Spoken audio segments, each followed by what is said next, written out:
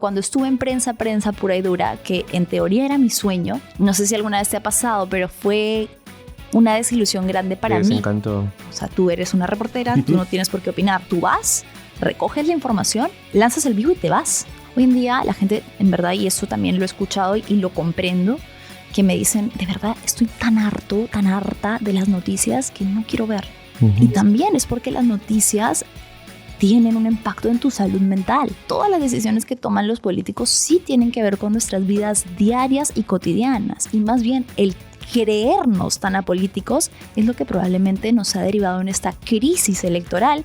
Con educación sexual mi historia hubiese podido ser distinta, ¿no? Yo tardé mucho tiempo en hablar, como le sucede a la mayoría de víctimas, porque yo no sabía que lo que había sufrido era abuso. Si aún así mi caso no obtuvo justicia, creo que es una muestra muy grave de que las mujeres en el Perú estamos abandonadas por el sistema.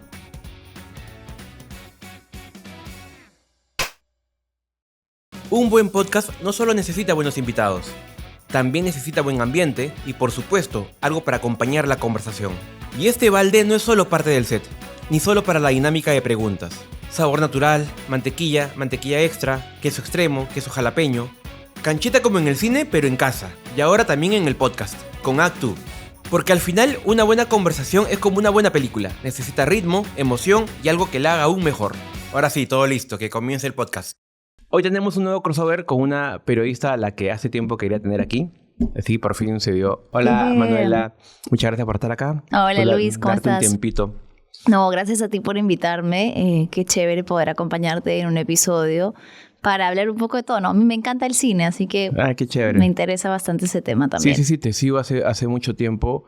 Me gusta la forma como abordas las noticias. Es distinto ver las noticias en televisión, en estos programas, estos noticieros, porque a veces deben seguir mucho la línea editorial, deben adaptarse mucho, pero cuando eres más independiente, como ahora, como en Dilo Fuerte, se siente que es más natural, se siente más propio, se siente más sincero, más real.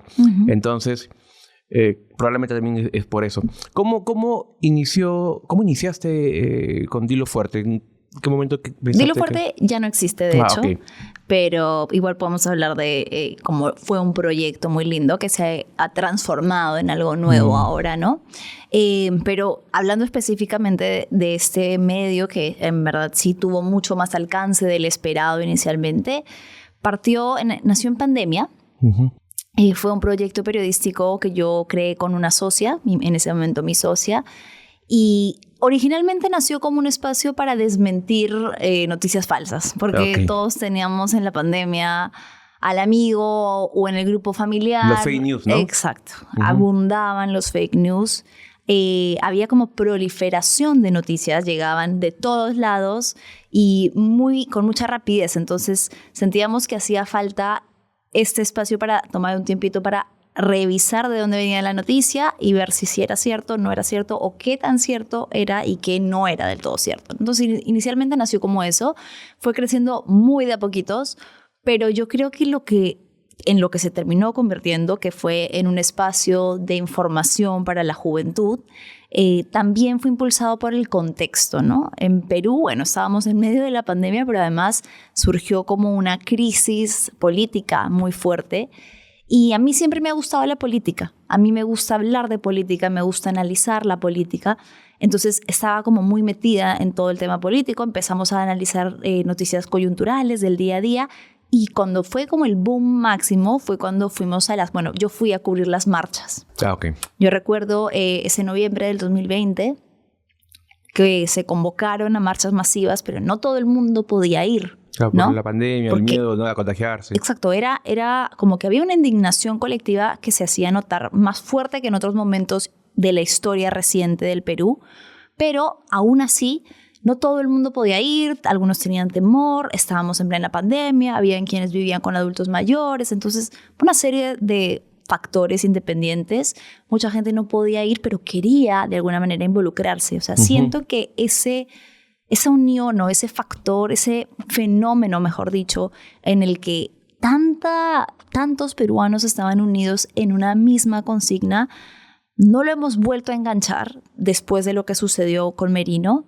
No hemos vuelto a ese punto de unidad en el que posturas políticas diversas, incluso contrarias, estuvieron a favor de una misma postura que era la democrática, ¿no? Claro. Y el decir, bueno, no vamos a permitir que nos alcen en peso el país. Ese fenómeno fue el que hizo que la cobertura nos trajera muchos espectadores. Entonces, yo dije, yo venía de la televisión, estaba acostumbrada a hacer enlaces en vivos y dije, bueno, si la plataforma me permite hacerlo, porque Instagram tiene su live, ¿por qué no? Hagámoslo. Y empezamos a hacer los lives de Instagram y las coberturas y estar ahí donde estaba sucediendo la noticia. Y eso hizo que muchas personas vinieran, creo que también desencantadas por el discurso de los medios tradicionales, como que ya no les creían mucho. Y es así como empezaron a surgir estos pequeños espacios digitales de periodismo. Y bueno, crecimos un montón de la noche a la mañana. Literal, en nuestro caso fue de la noche a la mañana porque pasamos de tener como 3.000, 4.000 seguidores a tener 120.000 en cuestión de días, que es un crecimiento que se da de manera prolongada para la mayoría de proyectos. No, nadie lo va a tener en 3 días. Claro. Pero el contexto, la situación ayudó a que nosotras sí lo alcanzáramos. Y bueno, a partir de ahí se forjó, fue un proyecto que duró 5 años, como lo que tú decías, un espacio de periodismo independiente hecho por mujeres, donde mujeres hablaban de temas diversos dentro de nuestros intereses, ¿no? Que creo que conectó mucho con el público por eso, porque era auténtico, era digital, le hablaba en un idioma como cercano a las personas y desmentía un poco eso de que los jóvenes no quieren saber de noticias, ¿no? Sí, claro, porque siempre ha habido este problema con los jóvenes de que, claro, no, yo no veo noticias porque no quiero meterme a temas serios, cosas así muy densas. Pero si lo hablas en un idioma, ¿no? que te puedan entender algo mucho más... Porque en la televisión sí tienes que seguir, asumo que un código, ¿no? Tienes que... Algunas palabras más no sé, no soy periodista, pero asumo que en un reportaje en televisión o en un programa en vivo tienes que tener un código para poder expresarte. En cambio, creo que en redes sociales, al ser tu cuenta, podrías usar un código o un lenguaje mucho más coloquial. Cercano, ¿no? Sí, yo creo que básicamente era porque se lo explicas a las personas en sencillo, ¿no? Claro. O sea, se siente cercano porque lo explicas en sencillo, como para el ciudadano con manzanas, de a pie. como se dice. No, desde una mirada horizontal, o sea, partiendo en que no es que yo sé más que tú, pero a veces estos temas le inyectan cosas rimbombantes, innecesarias, ¿no? Entonces era un poco como una mirada más horizontal, más directa, más de que tú ves a alguien transmitiendo desde su casa. Y también porque creo que cuando te hablaba del desencanto de las audiencias con los medios tradicionales, la gente se empezó a dar cuenta que en la televisión hay una línea editorial que seguir. Claro. Entonces era muy marcado, por ejemplo, cuando tú veías las transmisiones de ese evento que te cuento, ¿dónde estaban los noticieros? ¿Dónde estaban los medios tradicionales? Estaban del lado de, digamos, si es que había una línea imaginaria que pudiéramos establecer, que de hecho no era imaginaria, era corpórea. Acá estaba la policía, acá estaban las autoridades, que digamos vendría a ser como el discurso del oficialismo, ¿no? De la institución, y del otro lado, donde estaba la gente, la calle, los protestantes, estábamos los medios independientes. Claro. Entonces, como que yo siento que eso resume un poco el momento en el que se dio el quiebre entre la prensa tradicional y la prensa alternativa, porque la gente se dio cuenta y tenía muy visiblemente marcado cuáles eran algunos intereses que la prensa tradicional tenía que defender, discursos que la prensa tradicional tenía que defender, y empezaron a cuestionar como, bueno, de repente no me están diciendo la verdad y quiero escuchar a otras personas que pueden tener otros tintes de verdad o otra información que no se me está diciendo del todo para ser yo quien decida cuál es mi verdad. Sí. Tú naciste en Colombia y viniste ¿a qué edad acá a Perú? A los 11, 12, sí, entre ese rango de edad chiquita. Entonces, ¿estudiaste periodismo acá? Sí, en la Católica. Ah, ok. ¿Y trabajaste también? ¿En qué medio trabajaste? He trabajado en varios. He estado empecé en actuación, pero ya periodismo puramente he hecho en Panamericana, he hecho en Canal 4. ¿Qué diferencias has encontrado en trabajar en medios tradicionales de televisión, como, bueno, estos que mencionas, diferencias con lo que el periodismo que haces en redes sociales? Todo es absolutamente diferente, ¿no?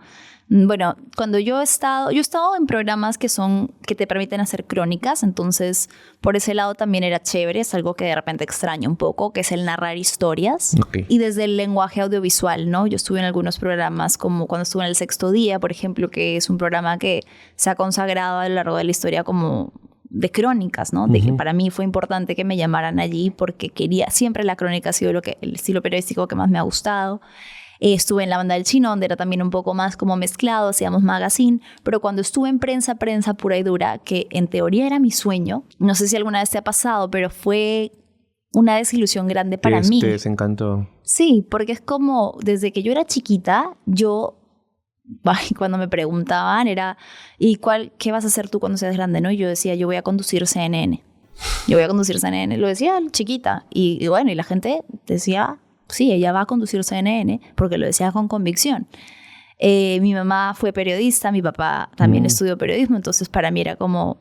Claro. Que era natural, pero no es que yo me haya desencantado del periodismo, es mi profesión, la amo, la adoro. Al contrario, estoy ahora más enamorada de la profesión desde que la pude ver, tuve la facilidad de verla desde este lado más auténtico, más autónomo, ¿no? Uh-huh. Cuando yo era chiquita, yo soñaba que mi camino iba a ser ese. Entonces, estudiar, bueno, luego empezar en un medio de reportera, ir creciendo hasta que me llamaran para un noticiero, ser reportera del noticiero muchos años probablemente, y luego, en un golpe de suerte, que me sentaran a conducir. Ese era como, en mi mente, el camino, ¿no? Y cuando llegué a una parte de ese camino, que fue cuando me llamaron para ser reportera de noticias, pues fue muy distinto a lo que yo pensaba que iba a ser. Tenía muchos parámetros estrictos en cuanto a lo que podías o no podías decir. Tenías obviamente que seguir una línea editorial que es natural en todos los medios de comunicación. Recuerdo pues un episodio en el que se me hizo como más claro que nunca, que fue cuando estaba haciendo un enlace en vivo y estábamos hablando sobre una arbitrariedad en el aumento de los pasajes de buses. No me acuerdo si había un paro o algo había sucedido que arbitrariamente se estaba subiendo mucho el costo de los pasajes y se estaban viendo afectadas muchas personas que tenían que viajar, que viajaban pues porque tenían familias, trabajos, ¿no? Y ¿Transporte público o esos son interprovinciales? Era interprovincial, era de buses. Ah, ok. Entonces, pues yo hice un comentario al aire, porque yo estaba haciendo un enlace en vivo, como pidiendo o reflejando que había una carencia de un ente que estuviera fiscalizando, ¿no? Que no se dispare el precio de manera arbitraria. Claro. Aprovechándose de una situación, no, ya me acordé, era un tema de fenómeno natural. Había un huaico o algo que había hecho que la carretera esté complicada y entonces los pasajes habían subido. Entonces yo dije, ¿no? Como al aire, que me parecía que debía haber un ente regulador o fiscalizador que hiciera que no terminara esto afectando el bolsillo de quienes realmente necesitaban viajar por cuestiones humanitarias urgentes, llegar a revisar cómo estaban sus familias, sus casas, qué sé yo. Claro, ¿no? Y si le suben el precio, eso es claro, abusar de la necesidad, ¿no? Por supuesto, es la trampa del libre mercado, ¿no? Claro. Porque finalmente está bien, podemos tener opiniones diversas en cuanto si funciona o no funciona, pero siempre el Estado de alguna manera tiene que intervenir o tiene que haber un ente regulador para que ponga, ¿no?, límites en cuanto a qué tan libre puede ser ese mercado, porque al final entonces terminan haciendo lo que quieran con el consumidor. Bueno, ese comentario cayó pésimo. Como, no sé, habrán dicho, está sindicalista o cómo se le ocurre estar diciendo estas cosas al aire, ¿no? Y me llamaron y me dijeron como, no. O sea, de hecho recuerdo que en vivo uno de los conductores me hizo un comentario como, me puso el parche y yo sentí como Claro. porque además era no humillante, pero sí un poco fuerte que lo diga en vivo, como haciéndome quedar como... Nada que ver tu comentario. Claro, como el profesor que llama la atención al alumno. Así es, y en vivo. En vivo. No, y yo era una reportera y él era el conductor. Claro. Bueno, pero no quedó ahí. Incluso me llamaron después a sentarme en mesa a decirme, oye, ¿qué fue con este comentario? ¿Por qué lo hiciste? Y como, bueno, porque me parece que es parte de la labor periodística también, ¿no? Contar un poco sobre si estamos hablando de la situación que están viviendo las personas. Cuestionar un poco eso, claro. Cuestionar, efectivamente, ¿no? Como, ¿dónde está el ente regulador? No, es que esas cosas no se pueden decir. No, tú no tienes por qué opinar. O sea, tú eres una reportera, tú vas al lugar de los hechos, no puedes recoges. opinar. No puedes opinar. O sea, no está entre lo que esperan de ti. No está en tu mofo, no, tú vas. Tareas. Y fue así, tú vas, recoges la información y te lanzas el vivo y te vas. Aquí tú no eres, o sea, tú eres reportera, punto. Operadora, no más. Entonces, claro, no responsabilizo a la persona que me lo dijo, sino cómo funcionan los medios. No sé si sigue siendo así, pero en ese momento era así, como muy tradicional, muy estricto a que tú no puedes opinar, tú no puedes salirte ni un poquito de la línea, tú no puedes cuestionar, ¿no? Entonces yo ahí fue como la primera vez que dije, aquí voy a chocar. Sí, eres un maniquí que acompaña y que no tiene, ¿no? Un robot, que no tiene opinión, nada. No, claro, no. Y una red flag, ¿viste ahí? Ahí vi la primera red flag y dije, aquí esto no va conmigo. Pero dije, bueno, es mi sueño, me voy a quedar, CNN. Entonces, o sea, son horarios muy exigentes. Digamos, yo entraba al turno para hacer enlaces en vivo, entraba a las 4 de la mañana.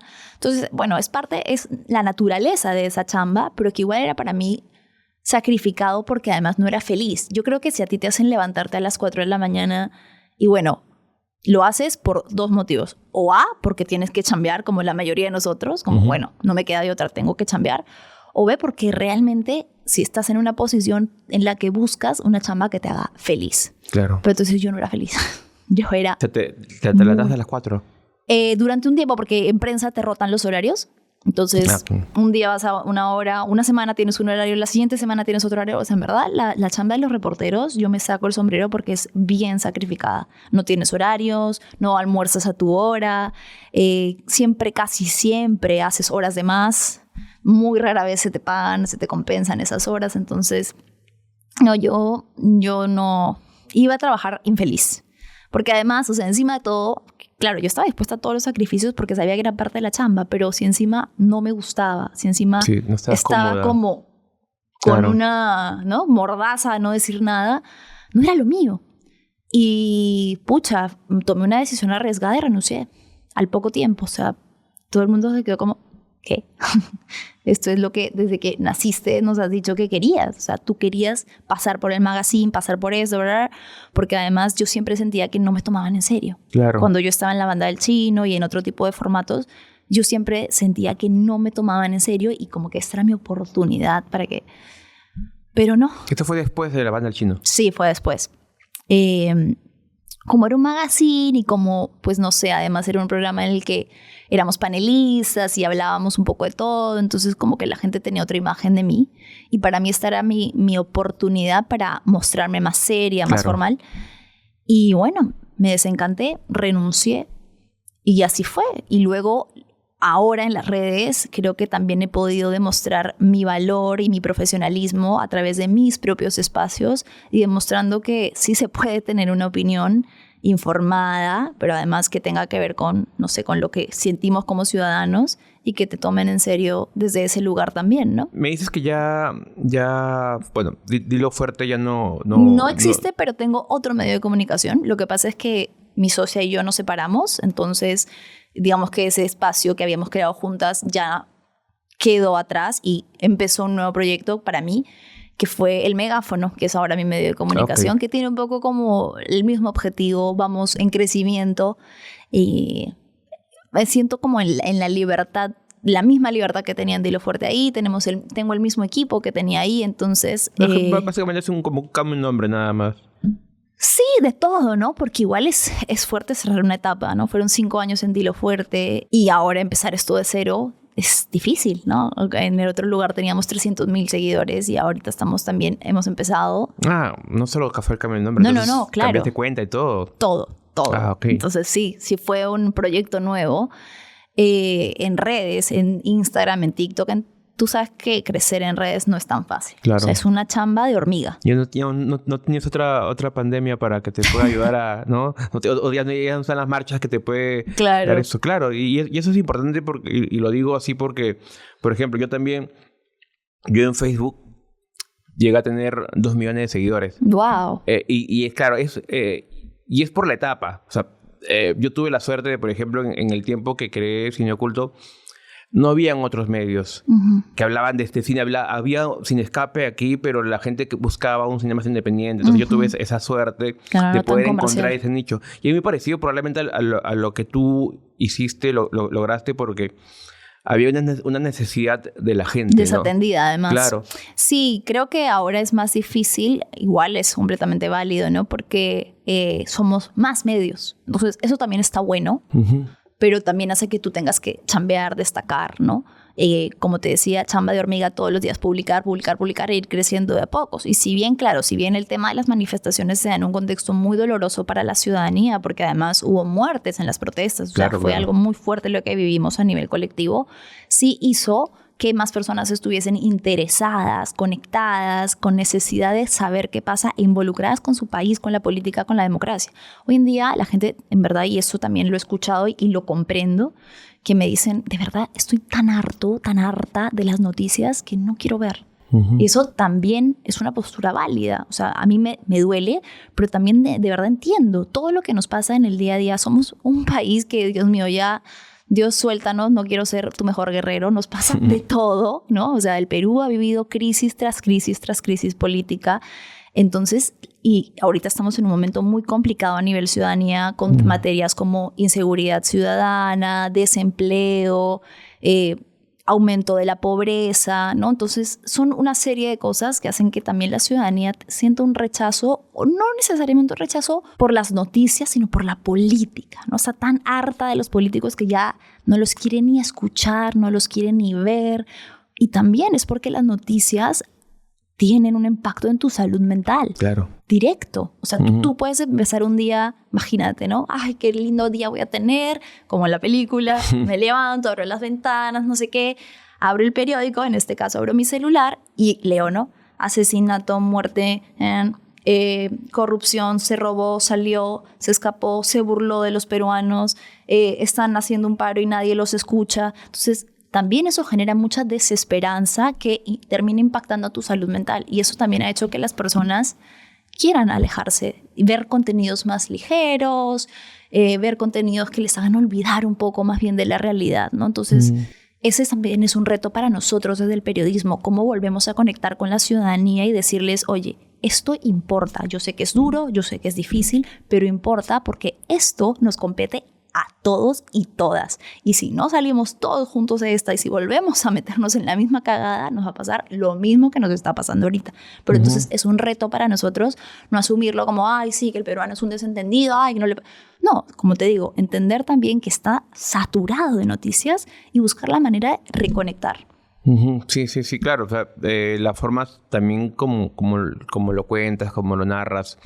Me pasaba a mí hace mucho tiempo y debe haber pasado a mucha gente que también, claro, está harto de la política. Yo no decía que era un apolítico, pero sí no quería saber nada de los temas políticos por toda la corrupción, porque cada 2 o 3 años teníamos un presidente en la cárcel y uno no quería eso. Pero luego te das cuenta que primero que todo es político, o sea... 100%. Justo hace poco también estuve en un debate con el cine, y el cine también es político. Me decían, Luis, no te metas en política. Yo le digo, el cine es política. Puede, claro. Es difícil. Entonces, claro, difícil escapar eso. Entonces, pero ya llega un momento en que tienes que meterte, y eso también pasa porque a veces no te afecta. Entonces mucha gente dice, no, yo no quiero meterme en política o no quiero saber nada de política, pero claro, es porque a ellos de repente no les afecta el aumento del pasaje en algo, no les afecta. Entonces hay mucha gente que vive en su burbuja, en sus privilegios, hasta que les afecta algo y recién, tipo, no sé, recién ha habido una marcha de los artistas, por ejemplo. Entonces, yo he visto por ahí, hay un parcito que los he visto y los reconozco de la época de Merino, que decían, no, yo no me quiero meter en marchas, ¿no? Y ahora están en su marcha, pero claro, hasta que te afecta. Es que ese es el problema. cuando tú dices que hay aspectos políticos que de repente no te van a tocar, quizás no te estén tocando ahorita, pero en algún momento a todos nos atraviesan las decisiones políticas de quienes están al mando. Por ejemplo, ¿no? Nuestra queja directa con la inseguridad, para poner un ejemplo cotidiano y ciudadano. Sí. Al ciudadano de a pie que le asaltan en la esquina, que lo empiezan a extorsionar si emprende un negocio y que piensa que la política no tiene nada que ver en su vida o que preferiría ser una persona política, está ignorando que detrás de ese asalto o ese robo del que está siendo víctima está el Congreso, que está legislando a favor de la delincuencia, a favor de la criminalidad, que ha puesto una serie de leyes, son como un paquete de casi 5 leyes que facilitan, ¿no? Cambiando lo que se comprende como organización criminal, cambiando las reglas del juego para los allanamientos. Entonces, a veces puede sonar como denso, complicado, pero la política sí nos atraviesa en todos los aspectos de nuestra vida. También incluso, por ejemplo, el que tú ahorita quieras ir a un servicio público, un hospital público y tengas que esperar 2 meses para que te den una cita, es una muestra de cómo la política sí afecta a tu vida. Que los precios en el mercado aumenten es una muestra de cómo la política sí afecta a tu vida.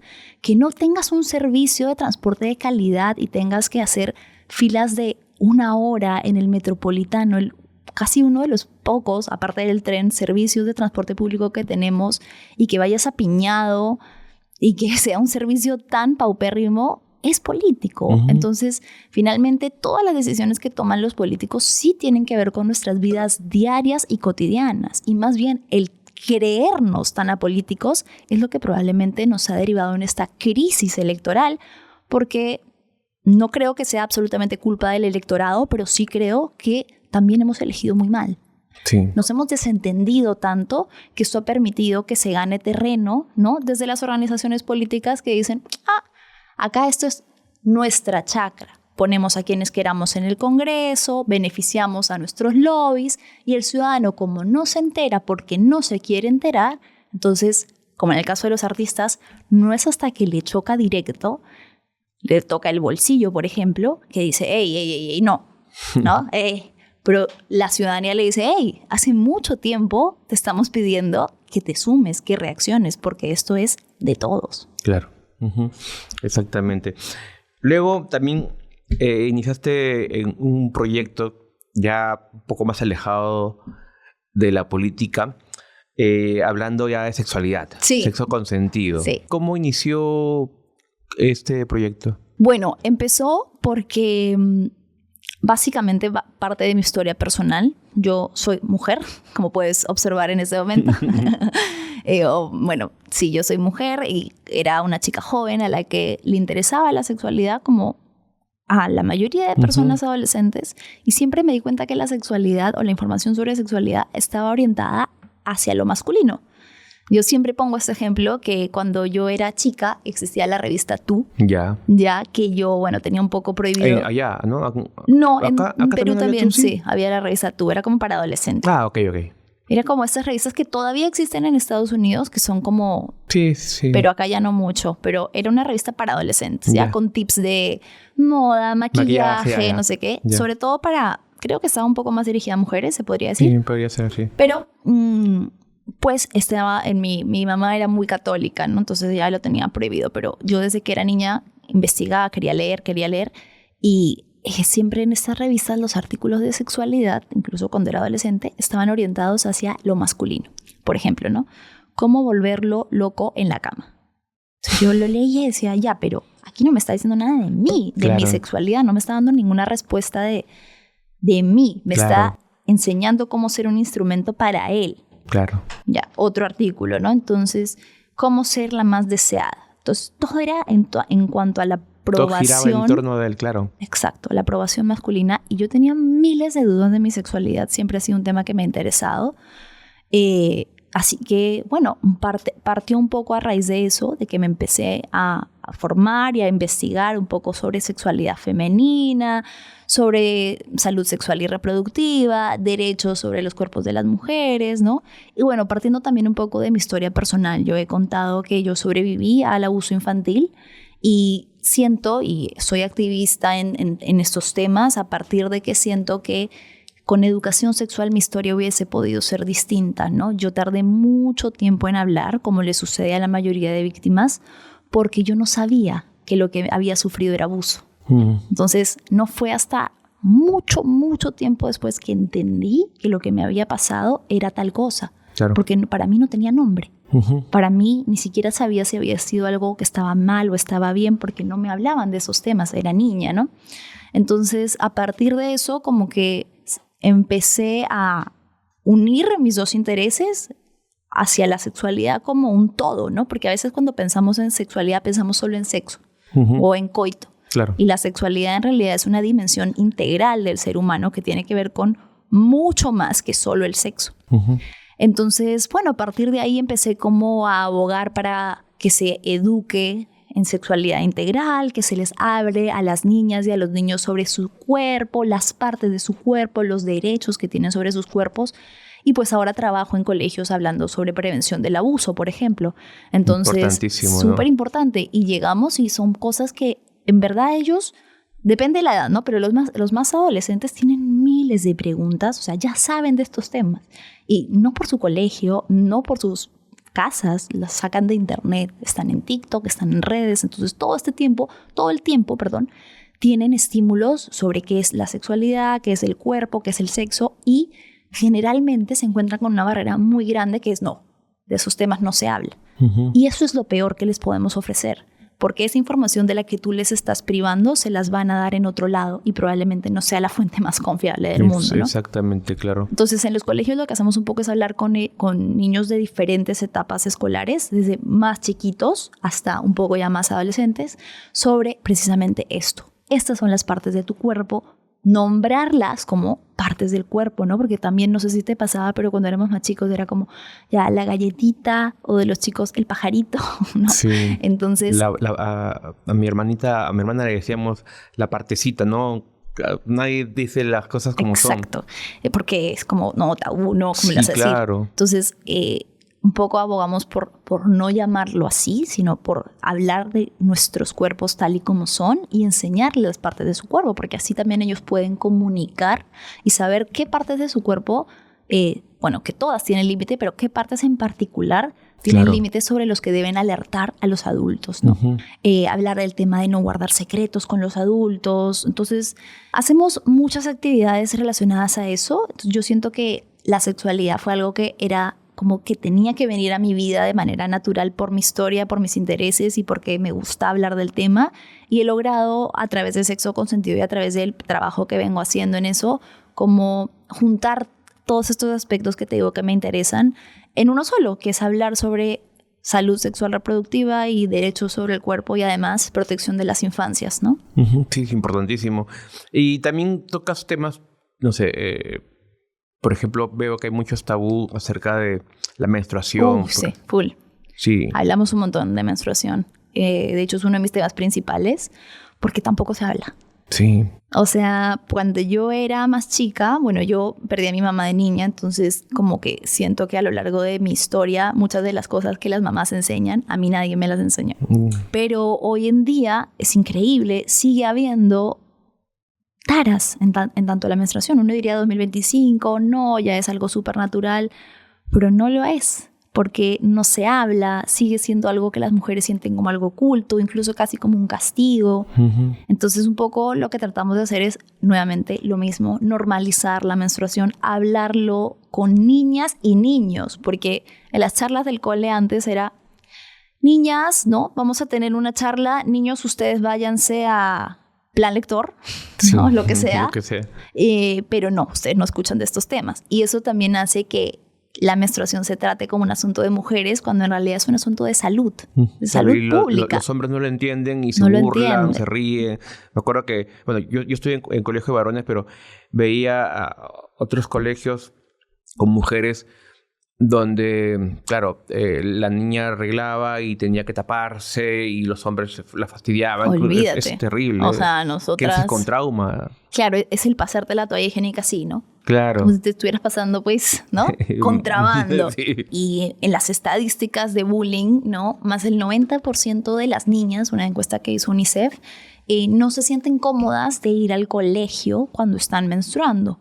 Entonces, eso también hace que, como te decía, no sea un asunto de menstruación, sino que se enlaza con muchos otros derechos, por ejemplo, el derecho de las niñas a la educación. No podemos permitir que porque estén menstruando, entonces su educación se vea limitada. Incluso hay algunas regiones a las que hemos podido visitar en las que nos han contado que por tradiciones y por temas que ya no está tan vigente, pero digamos que mientras más recóndito sea, a veces esto permanece aún más, no estaba permitido. No está permitido para las niñas ir al colegio porque se considera que están enfermas. Yo no sé, hay una palabrita que antes decían, no sé si es estoy enferma o estoy con mi algo, pero está relacionado a estoy indispuesta. Ahí está. Cuando antes, hoy en día seguramente hay personas que también lo usan, pero una forma común de referirse a la menstruación era estoy indispuesta. ¿Y qué es estar indispuesta? Es estar enferma. Uh-huh. Y la menstruación no es una enfermedad, pero desde como la hemos concebido en el lenguaje y como le hemos explicado a las niñas qué es la menstruación, el estar indispuesta, el estar menstruando era estoy mal, estoy enferma, estoy atravesando algo, en vez de verlo, ¿no?, como un proceso natural que hace que puedas ir con tu vida como si nada, porque además, oye, somos el 50% de la población que menstruamos, entonces es increíble que tan poquitos estudios se hayan hecho uh-huh. sobre la menstruación. Tú sabes que en el mundo se han hecho más estudios sobre la calvicie que sobre la endometriosis, que es una situación, una afección menstrual que afecta a millones de mujeres. Y hay muy poquitos estudios sobre la endometriosis y estadísticamente hay más estudios sobre la calvicie que sobre esta enfermedad que afecta o esta situación que afecta a millones de mujeres. Entonces ahí te das cuenta un poco, ¿no? Por ejemplo, pasó también con COVID, ya para no irme demasiado en floro, pero pasó en el COVID, ¿no? Que, por ejemplo, nunca se estudió el tema de la vacunación en mujeres. Entonces, con respecto a la menstruación no se sabía nada. La vacuna del COVID empezó a alterar enormemente los ciclos menstruales de las mujeres y nunca se había considerado como una variable, ¿no? Nunca, o sea, no se les pasó por la mente a los equipos de investigación que la menstruación podría ser una variable importante cuando se vacunara al 50% de la población, porque habría que ver cómo afectaba sus ciclos, no necesariamente para decir que era mala o buena, sino para informarles a las mujeres que esto iba a pasar con sus cuerpos. ¿Cuántos sustos habrá habido por retrasos? Imagínate, claro, no me viene. Y de pronto con la amiga, oye, a mí tampoco. ¿Y qué tenemos en común? La vacuna. La vacuna tuvo efectos sobre los ciclos menstruales de las mujeres, pero no se había investigado nada, entonces nadie tenía respuesta. Uh-huh. Claro, pero claro, probablemente lo vean también como enfermedad por los síntomas, porque no a todas las mujeres le asumo que le... sí, eso también es cierto. Pero el problema es la palabra. Claro. ¿no? Sí es cierto que la menstruación a veces no es considerada nuevamente en la dimensión de lo que implica, porque no es solamente sangrar, ¿no? Es una serie de hormonas que te tienen a tope y dentro de un ciclo que además no para. Hace poco yo hice un video sacando cuentas de cuántos días al mes teníamos libres las mujeres de hormonas del ciclo menstrual. Adivina cuántos tenemos. ¿Cuántos? Adivina. El mes tiene 30 días. ¿Cuántos días de ese mes nosotras tenemos más o menos reguladas las hormonas del ciclo menstrual? 10 días. Ya. No. 2. ¿2? 2. ¿2? Sí. Aproximadamente, porque cada cuerpo es distinto, pero claro, hay mucho que no se conoce sobre la menstruación y sobre todo el ciclo menstrual. La menstruación es solo una parte del ciclo menstrual, que es un proceso hormonal complejo que va a lo largo de 28 días y que en esos 28 días las mujeres tenemos 2 días de estabilidad hormonal, pero no se habla tampoco. Entonces, ¿ves? Va por ese lado de que hay muchos temas que los hemos vivido en silencio, como aceptando que, bueno, así es, o así lo viviré yo, no sé. Y que creo que en este momento de la historia nos estamos animando un poco a hablarlos con más libertad entre nosotras, sin que salga el que dice, ay, qué asco, la menstruación, es como ya, hermano, no me importa, de igual lo voy a hablar, ¿no? Entonces, quebrando un poco también ese tabú y animándonos a hablar de nosotras, de nuestros cuerpos y etc. Y lo que dices también es importante porque hay mujeres a las que la menstruación les afecta horrible y siempre es como, en las chambas siempre es, pero tómate una pastilla. Como, lo quieres matar, Claro, quieres que tenga tu unos útero por cólicos. 5 segundos para Claro. que sienta que los cólicos pueden ser incapacitantes de verdad. Sí. Entonces, creo que la conclusión, más allá de los ejemplos particulares, sería que hace falta mucho por estudiar del cuerpo de las mujeres y de las mujeres en general, ¿no? Como siempre lo genérico ha sido el hombre, esto pasa porque es como el hombre igual ser humano, pero no, los seres humanos somos también mujeres. Pero este ejemplo bueno, el cálculo que hiciste, Ya. ¿no podría esto alimentar no sé, o habrá pasado al machismo que a veces dicen, no, las mujeres están, cuando estás de mal carácter, está en sus días. Esto no puede alimentar más. Entonces con razón, pues casi todo el mes está en su día, todo el mes está con esto. Entonces, también es ¿cómo se puede combatir esto? Bueno, creo que comprendiéndolo nuevamente, no como algo tan reduccionista como decir, está loca, ¿no? Está loca, ¿no? Sino, claro, sí, efectivamente, nuestros cuerpos sí son distintos y sí atravesamos una serie de procesos hormonales, no necesariamente en sus días, porque nuestros días son siempre. Claro. Como, ¿me entiendes? Entonces, creo que hablar de esto también hace que, por ejemplo, en los videos, se inundaron de chicas que etiquetaban a sus parejas, como diciéndole, escucha esto, Claro. ¿no? No para justificar. Siempre estoy en mis días y no siempre estoy loca, así que, claro, ¿no? No sé si para justificar, no, yo creo que no por ahí, sino como para decirle también, comprende un poco de cómo funciona mi cuerpo, cómo funciono yo, ¿no? Porque no solamente, generalmente, no siempre los síntomas son de ira o de alteraciones, sino muchas veces son más bien ligados a depresión, Claro. ansiedad, tristeza, pereza. Hay etapas en las que te da mucho sueño. O físicos también, a algunas le salen como que granitos. Exacto, hormonalmente. Entonces, es un poco para que entiendan toda la dimensión de cómo nos comportamos las mujeres, que no se limita, ojo, no es como, sí, eso está limitado y está condicionado porque las hormonas, porque además no hay una regla establecida, todas tenemos cuerpos diferentes, pero sí para que se comprenda que las mujeres y los hombres sí tenemos cuerpos distintos, procesos distintos y que sí se nos tenga un poquito, no sé si de paciencia, pero creo que más bien es de comprensión, no de comprensión de, entiéndela, no está en sus días, porque como tú dices, esa es una percepción machista, sino una comprensión desde decir, soy hombre y me quiero informar sobre esto también. Esto es lo que atraviesan las mujeres mes a mes, ciclo a ciclo. Este es el ciclo menstrual, esta es la fase lútea, esta es la fase ovulatoria. Entonces, eso quizás te da un poco más de amplitud hacia cómo comprendes a una mujer, más allá de, ¿está en sus días o no está en sus días? No. Sí.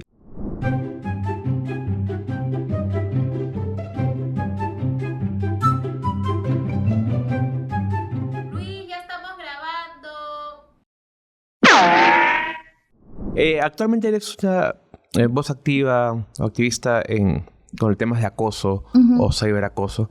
Eso también, ¿esa raíz que fuiste víctima de acoso o ya lo venías haciendo de antes? Yo lo venía haciendo desde mucho antes, como te conté por mi historia personal de abuso. Entonces, yo empecé con temas de violencia de género en el 2019 aproximadamente. Y ya en estos años me he ido como consolidando mucho más en dedicarme a esos temas, estudiando una maestría relacionada a esos temas, cuando ya fui encontrando como mi rumbo. Pero mi acercamiento original a estos temas de violencia de género fue por mi propia historia de violencia, ¿no? O sea, fue porque yo quería comprender un poco más de lo que me sucedió. Me sirvió mucho, quería escuchar si más mujeres le había pasado y me llevé una sorpresa enorme con que a muchísimas, millones de mujeres teníamos historias similares, ¿no? De abuso dentro de nuestros entornos cercanos, de abusos en la infancia y de acoso, ¿no? Esto del acoso sí fue una situación horrible que pasó el año pasado y de hecho es fuerte porque es como... yo llevaba toda una vida, ¿no? Tratando de recuperarme de un episodio doloroso y esto sí me ha vuelto un poco, o sea, siento que no me ha vuelto a forja cero, porque estoy luchándola, como de verdad también lo digo, como no es cierto que he vuelto a Forja Cero, no he vuelto a Forja Cero.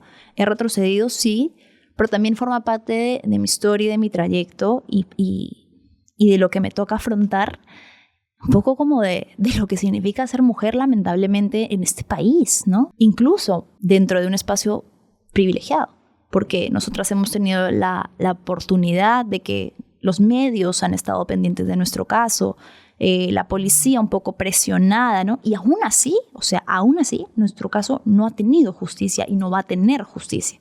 Pero imagínate, si nosotras que tenemos visibilidad, voz, medios, no solo en cuanto a los medios de prensa, sino económicos, porque, claro, yo en mi caso, inmediatamente contraté un abogado, contraté seguridad privada.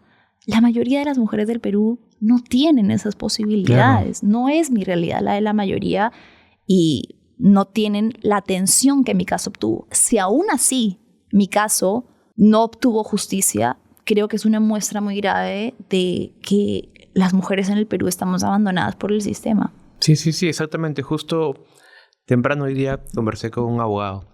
Estuve aquí sentado con un abogado y hablamos justamente sobre algunos temas que, por ejemplo, en los hombres o para otro tipo de delitos, a veces hay delitos en las que con dinero, con medios o privilegios puedes salir fácilmente, librarte de esto, puedes obtener justicia, entre comillas, porque bueno, te libras, pero los que son más afectados siempre son los pobres o los menos privilegiados que nunca obtienen justicia, pero hablo de temas distintos a esto, que al menos en estos casos alguien sí puede tener justicia, ¿no? Que son las personas que tienen dinero o con privilegios que pueden... Claro, algunos casos, ¿no? Sí. Pero en el caso que mencionas, no. O sea, así tengas todos los medios, ¿no puedes?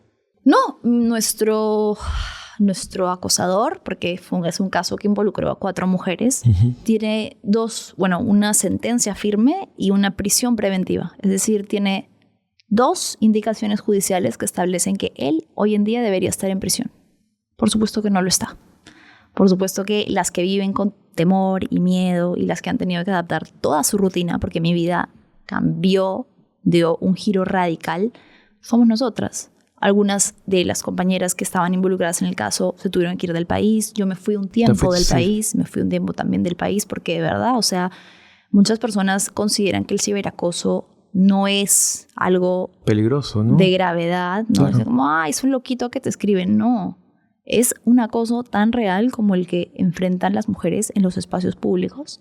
Y era una persona que todos los días se esmeraba en decirnos que nos iba a quitar la vida. Entonces, es una violencia. O sea, claro. Y es importante que lo empecemos a nombrar como tal. No era ya solamente un hater de un día, ¿no? Era alguien que era constantemente agredía.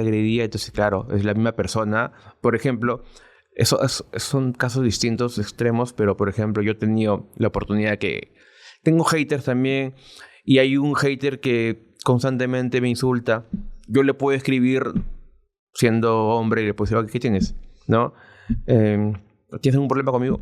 Pero claro, no hay amenazas de muerte, no hay otras cosas. Y aparte, claro, yo lo puedo, pero de repente si es que esta persona es peligrosa, ya cambia. Pero en el caso de ustedes, eran amenazas de muerte. O sea, ya eran cosas mucho más graves que ni siquiera puedes decirle, ni siquiera puedes enfrentarlo. Porque no es una persona consciente, o sea, me refiero, no es una persona con la que puedes razonar. Claro, no solo eso, sino que además, todo lo que has dicho sí, y a eso súmale que además es una forma de violencia diferenciada, porque no es lo mismo que te digan, oye, no sé, te voy a hacer algo, te voy a asesinar, lo que sea, a que nosotros éramos víctimas de violencia sexual. Es decir, habían amenazas contra nuestra integridad sexual también, ¿no? Claro. Que eso es lo que diferencia al acoso, ¿no? Es un tipo de violencia que hace sentir a la mujer objeto sexual, del deseo sexual de quien agrede. Entonces, eran una serie de delitos, pero que, como tú dices, bueno, finalmente estamos en un país en el que lamentablemente el sistema de justicia está roto y termina por favorecer a los delincuentes, los agresores, los feminicidas, los acosadores, ¿no? Y las mujeres rara vez obtienen justicia. Un poco que también por eso es que Existen espacios como el mío que creo que son necesarios porque muchas mujeres no encuentran justicia en el plano judicial, pero al menos encuentran algún tipo de justicia en que se sepa su historia, en contar su historia, y por eso es que yo también les presto mi espacio. Yo digo, yo soy solo un canal, ¿no? Yo soy el canal, el medio pero recibo historias de mujeres porque son mujeres que han intentado todo y no lo lograron por la vía judicial, entonces al menos sienten un poco de alivio en que se sepa su historia. Sí. ¿Y qué consejo darías a mujeres que están pasando por algo parecido y que no quieren, por un lado, lo normalizan, le restan importancia, porque claro, como dices, es un acosador, es algo que le quitan gravedad cuando es por redes sociales o internet, hasta que, por ejemplo, me acuerdo que a esta chica que la quemaron, ¿Avi Agreda? Sí. ¿O Catherine Gómez? No me acuerdo una, pero ella comenzaba... Él era un acosador virtual. Sí. Entonces, claro, uno puede pensar, no pasa nada hasta que te lo encuentras, ¿no? No, creo que más que a las chicas es a la sociedad, ¿no? Como de desnormalizar eso. Me refería a cómo, claro, es importante a la sociedad, pero me refiero a cómo actuar. A las víctimas, ¿te refieres? Sí, claro.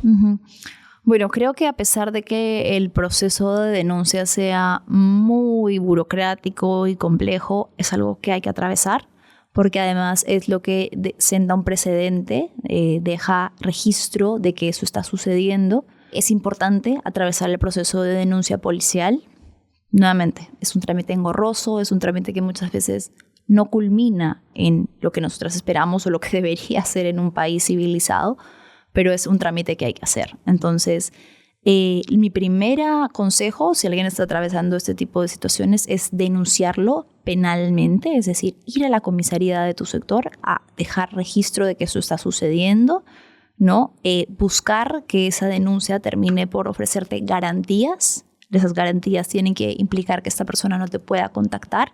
Seguir el proceso judicial. Nuevamente, te digo, es fácil quizás decirlo desde mi lugar porque yo tenía un abogado privado. La mayoría de personas tienen un abogado que es el que te da el Estado, que están además absolutamente saturados de casos. Entonces, es difícil que tomen tu caso con la debida importancia, pero nuevamente, a pesar de todos los peros que podemos encontrarle al proceso, es un proceso que hay que llevar a cabo.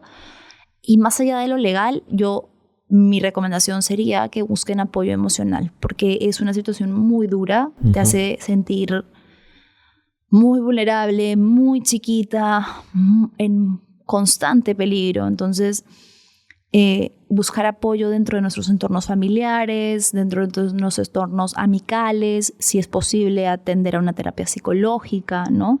Buscar ayuda, porque lo que estás atravesando no es normal, no es leve, ¿no?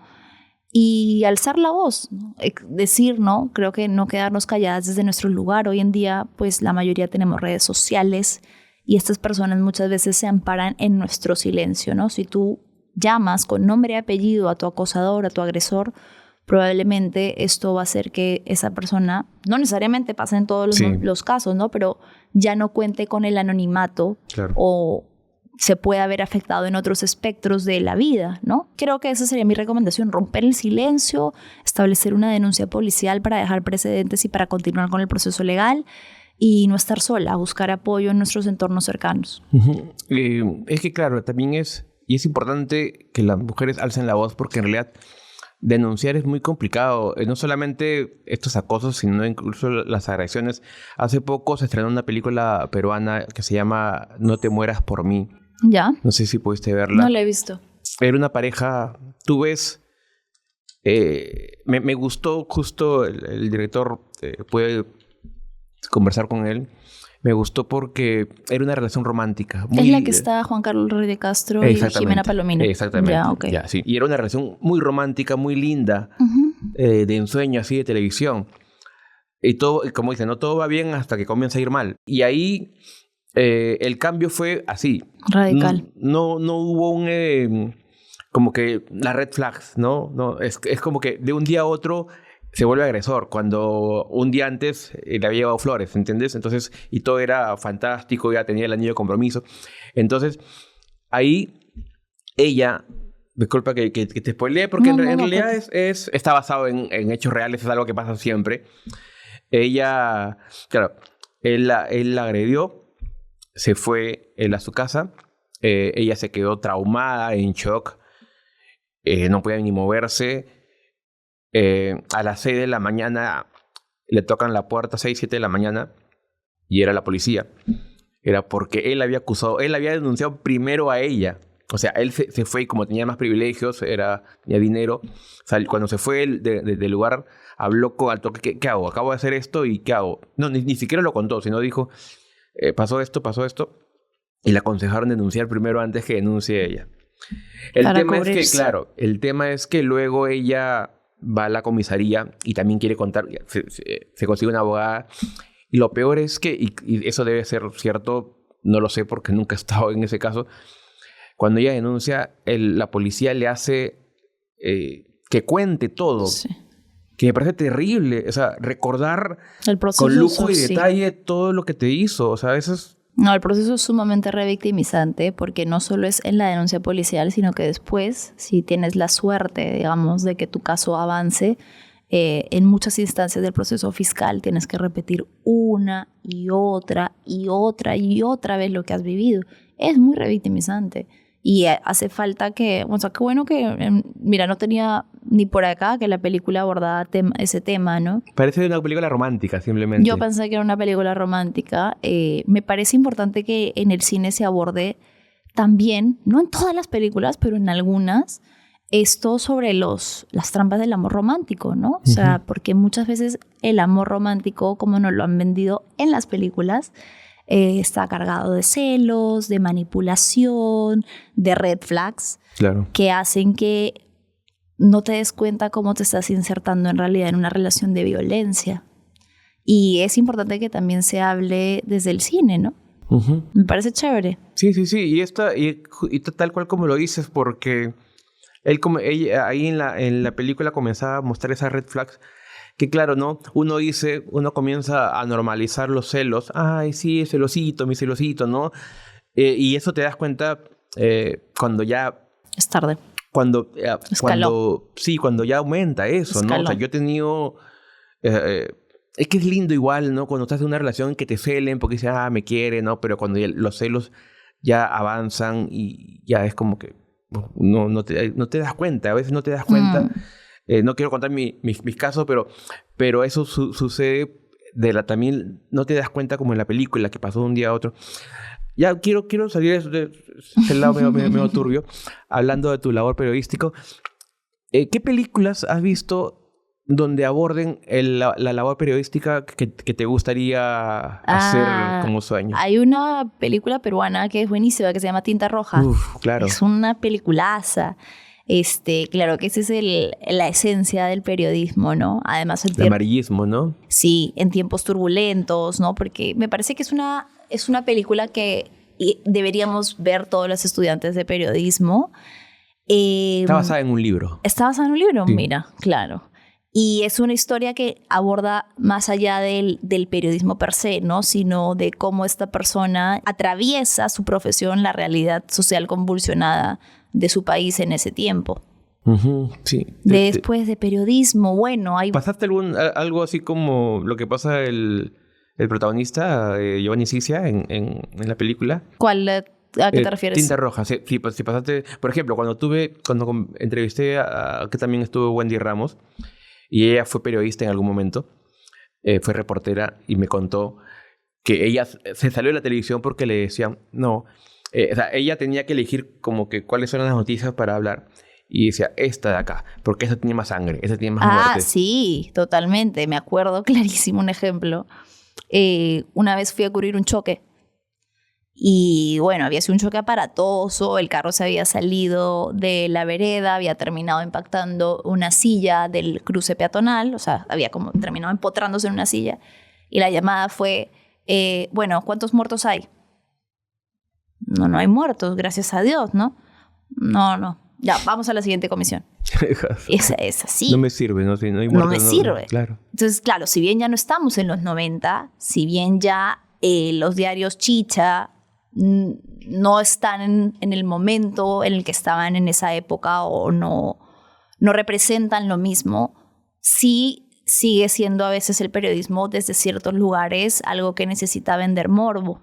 Y eso lo hemos abordado también con respecto a todo lo que significa violencia, ¿no? Como no es necesario mostrar tanta violencia, no es necesario reproducir la violencia de los casos en general o del periodismo en general, que como en la película pues cae mucho en el amarillismo, ¿no? Uh-huh. Y eso creo que eso creo que nunca va a desaparecer, o sea, siempre va a estar ahí la ética periodística que te tiene que poner a raya para evitar caer en eso. Y el periodismo de investigación de las películas, ¿recuerdas alguna película que te haya impactado? Te iba a decir Bombshell. Ya. Y la del caso... ¿Esa es la de las mujeres? Sí. De que investigan un caso, bueno, diversas de acoso, denuncias, ¿no? De acoso sexual. Claro. Ese fue el caso de Weinstein. De Harvey Weinstein. Entonces, y ahorita ha salido una serie en Netflix que también la voy a ver sobre el caso. Pero bueno, es como el proceso periodístico también tiene que ser empático para con las víctimas, ¿no? Entonces, y en este ejemplo te muestran, porque además las periodistas son mujeres. Uh-huh, claro. Entonces, cómo ellas atraviesan todo este proceso desde lo difícil que es, por ejemplo, ¿no? Tú quieres la historia y tú necesitas que esa víctima hable, pero no te puedes olvidar que esa víctima es persona también. Claro. Porque a veces es como, qué rabia, solo me falta la historia de esta persona, o como su testimonio es imprescindible, ¿no? Y lo vas viendo también en la historia, pero está la disyuntiva que tienen que hacerse desde que no es un objeto para lograr tu historia, para concretar tu historia, sino que tiene vivencias que también son difíciles de contar, ¿no? Uh-huh. Hay algo muy importante que lo toqué hace poco también, que es el derecho a callar, el derecho al silencio. Claro, tienes todo el derecho de poder alzar tu voz, pero también tienes el derecho a no hacerlo, ¿no? Hay personas que deciden no contar su caso y es respetable. No todas, porque además cuesta muchísimo. De repente no ahorita, de repente más adelante. Mi invitación siempre va a ser a que lo hablemos, claro, pero no es una obligación. Claro. Porque además la línea temporal de superarlo y de contarlo es diversa en cada persona. O sea, puede ser que a ti todavía te cueste mucho para contarlo y no lo quieras hacer, ¿no? Entonces sí, también, o sea, está nuevamente en la historia ves cómo ellas tienen que convencer con empatía y humanidad a las víctimas de sentirse respaldadas para hablar, uh-huh, pero también la cantidad de ataques a las que se empiezan a ver expuestas como mujeres, como periodistas, ¿no? Y la importancia que tenía romper el silencio y hablar de algo que había estado absolutamente normalizado, uh-huh, que era como un secreto a voces, pero que no es hasta que sale una historia publicada formalmente que se cae, ¿no? Claro. Que logran bajarse la figura imponente de Weinstein y que se abren investigaciones que finalmente lo terminaron llevando a la cárcel. Claro, claro. Y hay otra, ¿cómo se llama? Esta película de las investigaciones sobre los casos de abuso en la iglesia. Spotlight. Ya, ese es un ejemplo maravilloso, sí, gran película, de investigación periodística, de un equipo que empieza con un testimonio, pero que tiene que hilar muy fino y no perder, ¿no? el sentido de lo que tenían detrás y todo el proceso que tienen que hacer para desenmarañar algo que estaba muy oculto durante mucho tiempo. Pero Spotlight es un ejemplo, es una peliculaza, sí, y también la recomendaría para periodistas, uh-huh, porque es como ellos descubren, sacan a la luz este caso. El periodismo de investigación. ¿Cómo ves el rol del periodismo en el cine? ¿Crees que lo llegan a romantizar a veces? ¿Crees que muchas personas, no sé, de repente tú has querido ser periodista de niña porque de repente viste alguna película y dijiste, yo quiero hacer esto? No. Peter Parker, ¿no? Estaba pensando justo Clark Kent. No, yo creo que sí caen estereotipos desde el cine, ¿no? Por ejemplo, el periodista siempre con su pucho, con su cigarro ahí. Y su máquina de escribir. En tinta roja. Claro. A lo Dalton Trumbo también. Exacto, ¿no? Los cigarros ahí, la máquina de escribir o la libreta. Entonces, sí, bueno. Es chévere, la imagen es bonita. bonita, Claro, es una imagen de, qué chévere lo que hacen, ¿no? Creo que no, o sea, no se me viene ahorita a la mente un ejemplo de romantización del periodismo. Siento que más bien sí han logrado captarlo, por ejemplo, en estos ejemplos que te he dado, como una labor que es dura porque también termina interfiriendo con tu vida personal. Y eso se puede ver en los protagonistas de las historias que hemos mencionado ahorita. Que también las historias que contamos nos afectan y nos las llevamos a nuestra casa. Entonces yo creo que más bien es una figura que se ha analizado poco, que sería chévere ver también cómo son los periodistas hoy en día en lo digital. Bueno, hay algunas series que se están haciendo también. Está de Reese Witherspoon, es de 2 mujeres periodistas y cómo ellas lidian con la supuesta enemistad de mujeres en la profesión. Muy buena, muy buena. Ahora terminando el episodio me voy a acordar. Hay un documental que tampoco me acuerdo el nombre, estuvo nominado el año pasado al Oscar. Ya. Es un documental dirigido por una... era china o japonesa, no recuerdo. El documental es cómo ella denuncia el acoso, pero haciendo un documental con grabaciones. O sea, y estuvo nominado al Oscar. Es increíble, claro, cómo... porque o sea, grabar esas cosas en vivo, ¿no? Una cosa es hacerlo ficción basado en hechos reales y una cosa es grabarlo en el momento. Sí, también sí. No me acuerdo el nombre, luego te lo doy. Entonces, también, por acá va a aparecer a veces los títulos. Los fiches. Hay varias series. Está The Newsroom, que también es cómo se desarrolla una sala de redacción, cómo es que deciden, cómo la política tiene mucha injerencia en el periodismo, cómo desde el periodismo hay una necesidad, ¿no?, de revelar esas cosas que en la política están ocultas y que el periodismo tiene un deber moral, ético, humano, ¿no?, de ser quien investigue, porque para mí siempre ha estado claro que el periodismo es una labor al servicio de los demás. Ya que eres colombiana y antes de pasar a la dinámica de preguntas, una de las mejores películas de Latinoamérica y de Colombia es El abrazo de la serpiente. El abrazo de la serpiente. Ya, no te quiero hablar de la película, sino te quiero hablar del director. Me suena. Ciro, de la guerrilla. No. ¿Cuál es? Bueno, no es guerrilla, pero sí está ubicado en la selva. Es más... Pero cuéntame el contexto. Es un hombre... A ver. Es un hombre español, un conquistador, va a la selva colombiana. Ya. A ver. Ganadora de premios. Un chamán amazónico y 2 científicos. No lo he visto. Ya. El director, Ciro Guerra. Ok. Buena recomendación, ¿ah? Es prometedora, la película es muy buena, pero el director fue acusado de abuso sexual. Entonces, rayos. Y fue un caso que revolucionó a Latinoamérica porque era como que los más prometedores y salió muchas personas a hablar, muchas víctimas también. Uh-huh. Entonces, desde que era como que sale una y comienzan a hablar. Y a mí también me chocó un poco porque a mí me encantó la película, es una gran película. Y eso es también como que, se podría decir, tumbó la carrera de Ciro. Pero, justificadamente, ¿no? Es algo... Quería hablar del tema porque pensé que podías conocer un poco del tema, ya que... Pero sí sería interesante que en algún momento pueda empaparte del tema y conversarlo quizá más adelante, en un conversatorio, por ejemplo, sobre estos casos en el cine. Por ejemplo, hay muchos casos de abuso que a veces uno dice, que Kevin Spacey, por ejemplo, uh-huh, ¿no? Que uno dice que para mí es uno de los grandes actores del cine, pero o Roman Polanski, por ejemplo. Claro, es que es transversal al hecho de que son hombres en cargos de poder, ¿no? Uh-huh. En la audiencia que sea, en la industria que sea. En la industria cinematográfica hablamos de casos de hombres que tienen el poder de decisión, ¿no? Entonces, bien sea como director, o bien sea como productor, o bien sea como cabeza de un producto audiovisual, tú tienes un poder de elección. Entonces, muchas veces eso hace que sea muy jerárquico hacia abajo y que desde esa posición de poder se cometan abusos. Uh-huh. no sé, en la mayoría de los casos que hemos visto, hacia personas del equipo, hacia actrices, ¿no?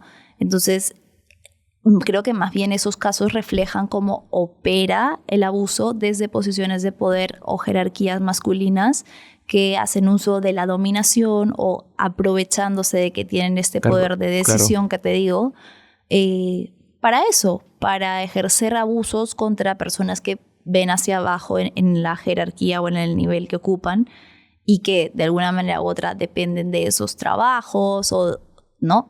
Como ha sucedido en muchos casos, actrices que no querían ver arruinada su carrera y por eso se silencian o que sienten que van a haber represalias morales y sociales muy fuertes por alzar la voz, o que además dentro de los entornos cinematográficos muchas veces se protegen, ¿no? Como el silencio, el pacto entre varones de que no digamos nada, ¿no? Se sabe y ha pasado, es como, sabemos que esto es un secreto a voces, que este sujeto en todas sus producciones hace esto, pero no se dice, no se habla porque así opera. Claro. Y por eso es que para las mujeres también dentro de la industria cinematográfica ha sido difícil decir, oye, me pasó esto, y ha sido valioso porque ha sido lo que ha hecho que conecte con otra que diga a mí también, y a mí también, y a mí también, claro. Y a mí también, y se ponga la luz sobre ese tipo de abuso que se comete también en la industria. Uh-huh. Nuevamente porque es que es natural que suceda dentro de esferas en las que hay poder y personas sobre las que ejercer ese poder. Claro, claro. Aparte, en muchos casos las víctimas son mujeres que en un momento eligen callar porque, como tú decías, ¿no? Claro, porque no te van a llamar a otra chamba. No, por ejemplo, me refiero a tú quieres estar CNN, entonces aguantas de repente esos maltratos. Quiero ser, claro, es parte de... Ella quiere ser una actriz reconocida y tengo que aguantar esto porque este productor es famoso y me puede poner en películas interesantes, que suele ser lo que ofrecen, ¿no? Claro. Entonces, yo voy a ser famosa y no. Ese es el pacto de silencio que muchas veces hace que las mujeres no puedan hablar porque uno tiene miedo de las consecuencias que pueda tener para sus vidas, pero sobre todo para sus carreras profesionales, y piensan que, o se nos ha enseñado, que es parte del ascenso, ¿no? Como todo lo que uno tiene que aguantar para ascender, y no debería ser así. Sí.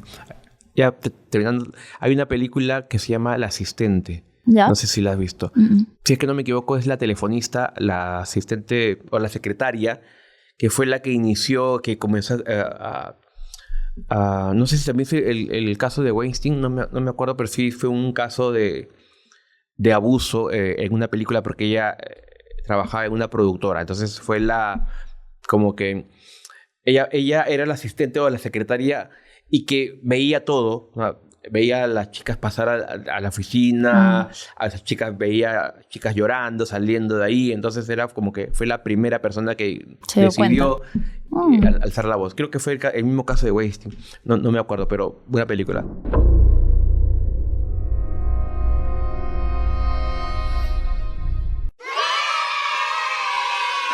Te voy a invitar a una dinámica. Buenazo. De preguntas donde... Ya has hecho tu tarea ahí, tienes tus apuntes. Ya. Claro, acá no sé de qué va la dinámica, pero ojalá me sirva mi lista que he hecho de películas. Sí. No, ya debes saber por otras entrevistas. Acá tengo... voy a elegir una. Es al azar, ¿eh? A ver. ¿Tu actor favorito?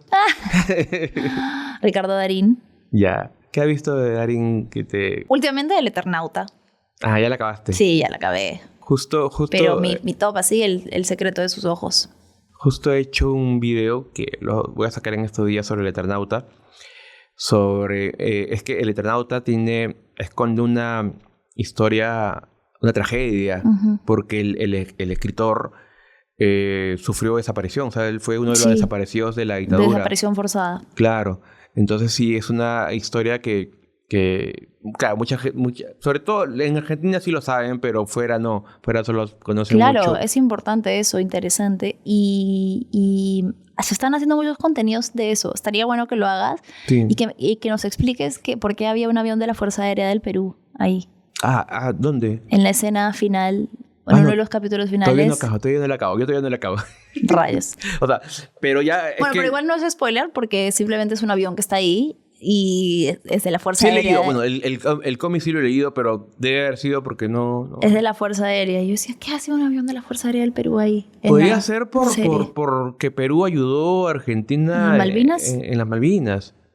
Podría Puede haber ser. sido por eso, porque aparte en la serie Juan Salvo peleó en las Malvinas. Claro, de ahí es donde vienen sus traumas de guerra. Claro. ¿No? Porque él tiene estos episodios en los que se absorbe dentro de sus propios recuerdos, ¿no? Ujú. Y es porque son traumas de guerra. Sí, claro. ¿Actriz favorita? Me gusta Rachel McAdams, me gusta Reese Witherspoon. Últimamente me encanta Elizabeth Olsen, Ya. que la vi en Mad Men y la vi ahorita, estoy obsesionada con El cuento de la criada, que es una serie que ha durado como 8 años. Elizabeth Olsen. Sí, Elizabeth Olsen. ¿Es la protagonista? Sí, del cuento de la criada. En Mad Men no, era una de Claro, las chicas ella del era la elenco. secretaria, sí. Sí, ajá, Pero ella. ¿se llama Elizabeth Olsen? Sí, ¿Segura? No. Sí. Ella es Perdón, si es que estoy fallando. Ah, no, tienes razón. Ella no es Elizabeth Olsen. Elizabeth Moss. Elizabeth Moss. Claro, Elizabeth Olsen es la de WandaVision, Claro, ¿no? claro, Ya, claro. Sí. Lo sé porque también estoy viendo la serie y me hiciste dudar. ¿Cuál de todas? No, le cuento la criada, la he comenzado a ver. Uf. Es la serie favorita de mi mamá. Es un serio. Mad Men también es una gran serie. Claro, es Elizabeth Moss. Sí. Olsen es Wanda. Sí. No, Elizabeth Moss es una gran actriz. Ahorita, actualmente, creo que ella... sí, varias mujeres que me encanta el impacto que han tenido en la industria cinematográfica. Pero ahorita se me viene a la mente puro como comercial. Está perfecta esa respuesta. Sí. Elizabeth Moss también actúa también en una película que se llama El hombre invisible. Que es inspirada en la película de fantasía del hombre invisible de hace décadas, Ya. pero también denuncia abuso. Denuncia abuso porque, bueno, no quiero spoilear, pero claro, o sea, este hombre invisible aprovecha para cometer abuso. Entonces Claro. ella al final es como que se venga. Buena película, así te apúntala también. La estoy apuntando ahorita. Con Elizabeth Te apunto Moss todo. Emma Stone, me encanta. La La Land. ¿Cómo se apellida ella? Es que, bueno, Orgullo y Prejuicio es una de mis películas favoritas. Keira Knightley. Keira Knightley. Keira Knightley. No, varias. Pero te diría que ellas son mis top.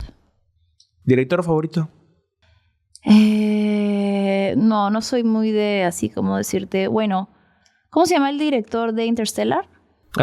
Christopher Nolan. Christopher Nolan, que además dirigió una de las películas que más me gustó de Batman. Ya, claro. Esa edición de Batman La de que Heath más Ledger, me ¿no? gustó, sí. Diría que me gusta mucho el estilo de Nolan, que además es la de Inception. También. Ya, entonces creo que me gusta mucho Nolan. Sí, gran director. ¿Una película que te ha hecho llorar? Ay, muchas. Yo soy Piscis y lloro por todo. Lloro por todas las películas. Recientemente, A Real Pain. Ya. La que ganó. La escena cuando están frente a los hornos, fuerte. Toda la película me ha hecho. Sí. Me ha resonado fuerte, sí. Recientemente con A Real Pain. Lloro en todas las películas.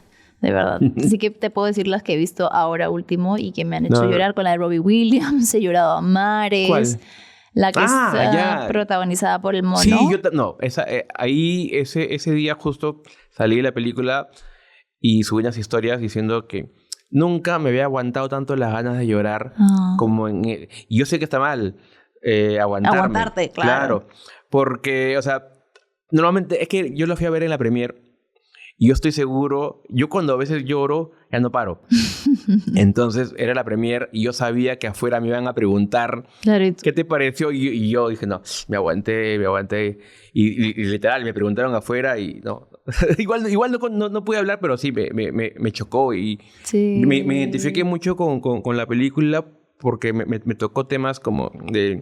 O sea, cosas muy similares, pero en mi lado, ¿no? La inseguridad, el no creerte suficiente. Incluso hice un video largo también. No creerte suficiente en lo que haces. ¿Cómo se llama? El que... ¿Cómo le llaman cuando no te crees suficiente? El síndrome del impostor. El síndrome del impostor. Entonces, ahí es clarísimo. Aparte, también me chocó por el tema de la abuela. Ay, sí, esa relación. Ay, no, lloré mucho. O sea, por eso te digo los ejemplos recientes que he visto ahorita y las que he llorado, esa y Past Lives, vidas pasadas. Ya, también. También es, muy fuerte, pero sí, yo lloro en todas. Y que te han hecho reír. Reír, carcajear. Y, a ver, no soy tan de comedia, soy más de dramas. ¿Cómo se llama esta? Me ha hecho reír Emilia Pérez de lo mala que es. Me pasé toda la película riéndome, o sea, cada vez que hablaba en español. Pero claro, el objetivo no era ese, ¿no? Claro. Que la fui a ver en el cine. Pero la fuiste a ver ya sabiendo que era mala.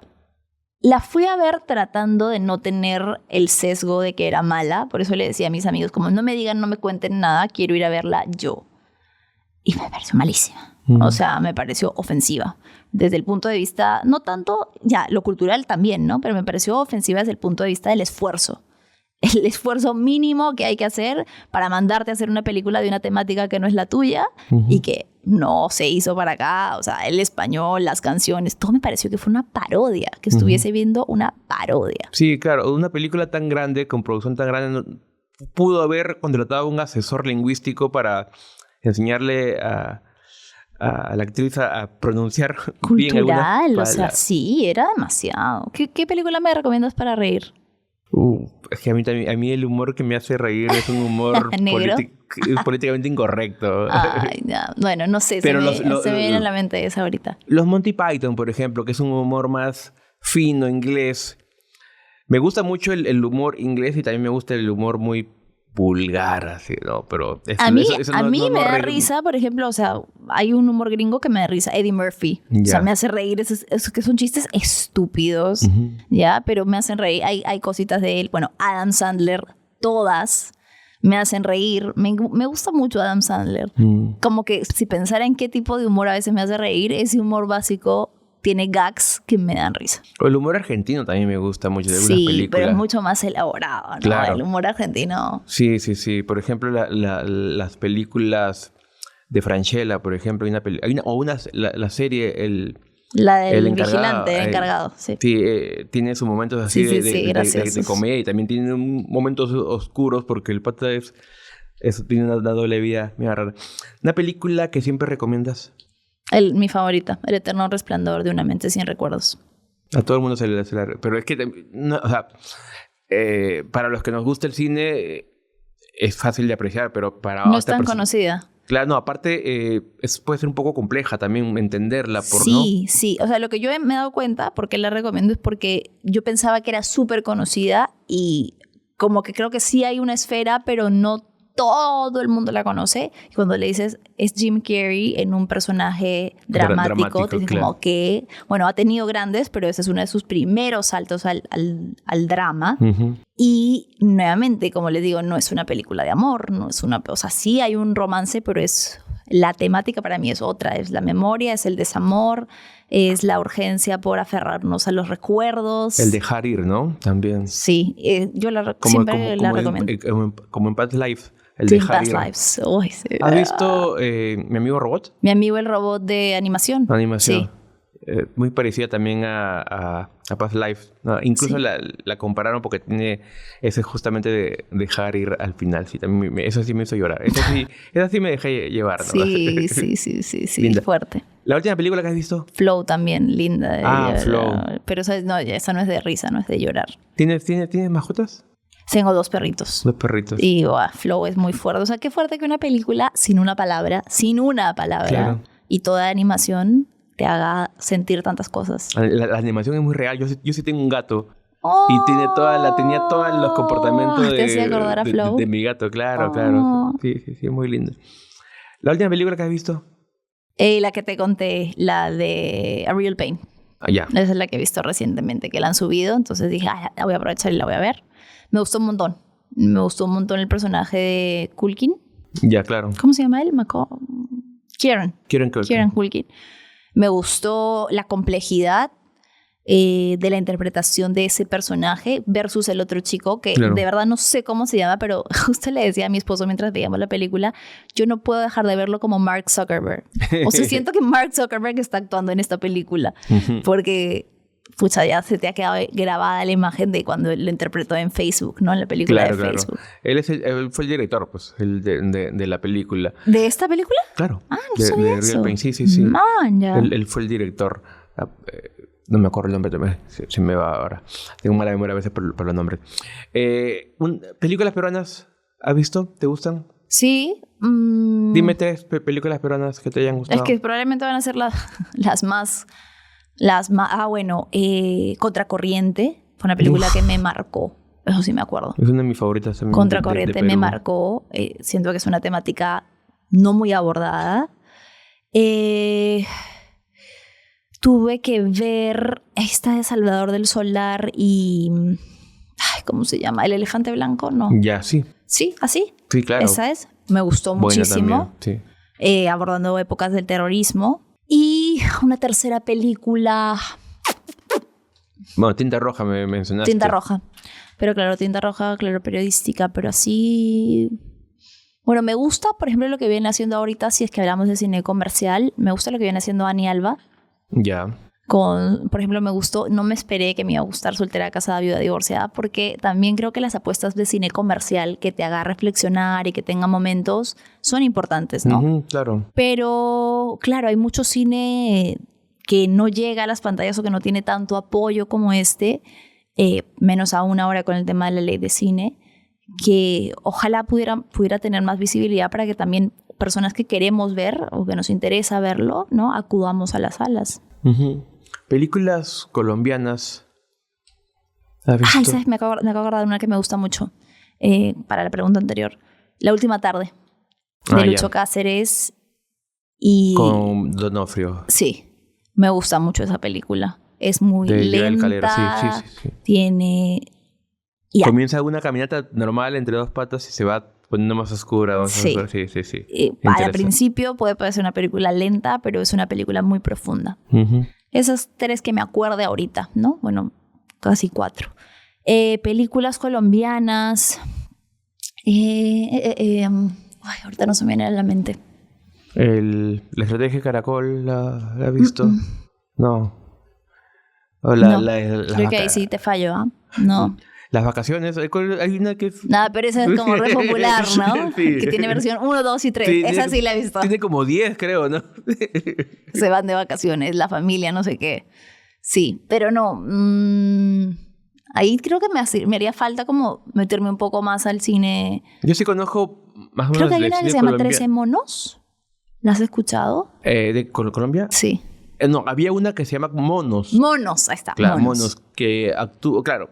Que tiene una temática sí. muy importante en el contexto colombiano histórico, Sí. porque es de la guerrilla y de cómo la guerrilla en los entornos más vulnerables de Colombia reclutaba a niños. Entonces, esa película, buena, colombiana que me acuerdo ahorita, esa. Sí, buena película. Yo conozco el cine colombiano porque mi socio o el diseñador que tuve por mucho tiempo es colombiano, de Manizales. Mi mamá es de Manizales. ¿Ah, sí? Mi familia es de Manizales. Y sí, yo le tengo mucho cariño a Colombia por eso. ¿Tú de qué parte de Colombia? De Bogotá. Ah, de Bogotá. Pero de Bogotá. toda mi familia es de Manizales. Que, Sí. digamos, tampoco es tan conocido. Sí, claro. Manizales comparado con Perú, ¿qué será? ¿Como Arequipa? Menos, no es un pueblito, es una ciudad, pero Claro. es pequeña, es muy pequeña. Ah. Como, sí, no sé, algo más chiquito. Mi amigo me decía que como que Manizales se alejaba un poco de toda la temática. Pero me refiero, no era de la capital, ¿no? No era Cali, Bogotá, ahí había menos ruido. Y por Sí, eso- es una ciudad-pueblo, algo así. O sea, como que es una ciudad, pero mantiene un poco ese hermetismo de cómo era un pueblo, ¿no? Todos Sí. se conocen, es pequeña, generación Claro. tras generación. Ha crecido mucho, sí, comercialmente, pero sigue siendo una ciudad pequeña. Sí, tiene ahí, no tenía muchos cines, me decía. pero sí tiene algún centro él, por ejemplo, él maneja en la universidad, él trabaja en la universidad y maneja justamente un centro, un cineclub, maneja ahí. Interesante. Sí, interesante, bonito. Para terminar, tus 5 películas favoritas. No te pasaste. Bueno, ya te voy a decir las que tengo acá. Ya. Bueno, ya dije El Eterno Resplandor, La La Land, me encanta, que te la mencioné, Cinema Paradiso, que creo que claro, hermosa, sí. es un necesario, Amélie. Ya. La Sociedad de los Poetas Muertos, peliculón. Claro. La volvería a ver. Orgullo y Prejuicio y Interstellar. Se reestrenó Interstellar en el cine. Sí, y la volvería a ver. Sí. Es muy buena. En IMAX. La quise ver, pero no pude ir. Pero sí, quería verla en IMAX. Pero es un placer ver esa película en pantalla grande. Sí. Creo que no es el tipo de película que me gustaría, pero es un must en el cine y está tan bien hecha y no, que sí, me encantó. Ya que te gusta escribir mucho, ¿has pensado meterte a escribir un guión, algo? Me gustaría, tal vez cuando termine mi tesis, ahorita estoy trabajando en un libro, entonces ahí estoy como... Pero sí me gustaría escribir ficción en algún momento. Sí, sería ¿Quién sabe? interesante. Te sorprendo claro. de acá. Vuelvo a venir acá, pero ya como entrevistada de escritora de una Tu película. ópera prima, ¿no? Sí. Claro. No, aparte, también puedes hacer documental también. Sí. Justo conversaba con unos amigos. Bueno, hubo un festival de cine documental recientemente y conversábamos sobre cómo el cine documental llega a uno. Porque, claro, todos los cineastas nuevos, o que cuando salen de la academia o de la carrera de comunicaciones, todos anhelan a hacer ficción. Uh-huh. Entonces, como que todos quieren llegar a la ficción, pero el documental te llega a ti. Sí. Estuve de jurado en un festival de documentales y hay un documental que se llama... Ay, no me acuerdo el nombre, perdón. Pero aborda todo la problemática de los buses, las extorsiones y todo eso. Entonces es como que... Y hablaba con ella y ella me decía, no, yo quería hacer ficción. Pero todos los días viajaba en el bus, todos los días miraba esto, conversaba y como que viajaba en el mismo bus y conocía a la misma curadora. Entonces se dio cuenta de que, oye, acá hay historias. Entonces fue algo que lo tienes a la mano mucho más rápido y le llegó la historia al corazón antes que la ficción. Entonces es así, ¿no? También de repente puedes hacer alguna... Sí, quién sabe. Sí me gustaría hacer cine documental. También. Manuela, ha sido un gustazo tenerte aquí. Luis, me ha gustado mucho la conversa. Te deseo mucha suerte en tus proyectos. Y cualquier cosa, claro, cuando tengas cualquier proyecto interesante que me puedas contar, yo feliz de difundirlo, compartirlo. Volveré. Tu primer guión. Volveré para hablar de mi libro. No, claro que sí. ¿Sabes? ¿Ya puedes spoilear por dónde va tu libro o prefieres? Sí, es de mi historia. Mi historia de abuso. Ya. No, de hecho, tenemos que estar por acá. Sí. Muchas gracias a ti por la invitación. No, gracias a ti. Y nos vemos.